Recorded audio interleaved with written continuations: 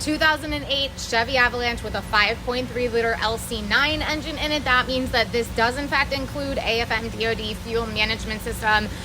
This is a core that was returned to us, and the failure was described as metal being found in the oil filter appeared to be bearing material. So I know what you're thinking, because I was thinking the same thing. It's clearly an AFM lifter failure, and for the first time ever in my life, I was wrong.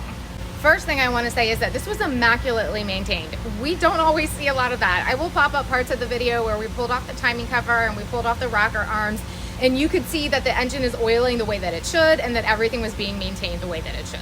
So here's our oil pan. You can see a lot of metal shavings in there. This is the oil that was drained out of it. I know that it is hard to see over video, but you can tell this is clearly fresh oil. There is no sign of sludging or anything to indicate that maintenance wasn't being done regularly. Although there is metal shavings inside of it, it does look like fresh oil. Metal debris in the oil pickup tube.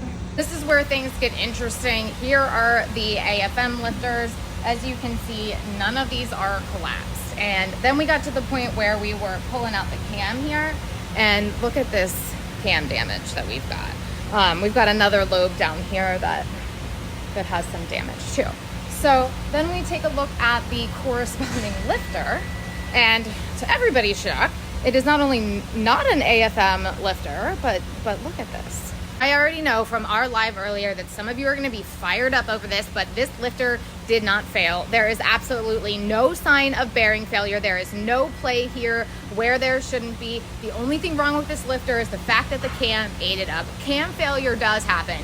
There are a number of different things that can contribute to why it happens, and in this particular situation, it doesn't really matter why it happened.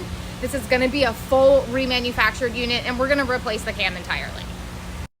I also know from the general response on my video about Hemi cams that my Mopar people out there will be very happy to learn that they are not the only people out there that experience cam problems.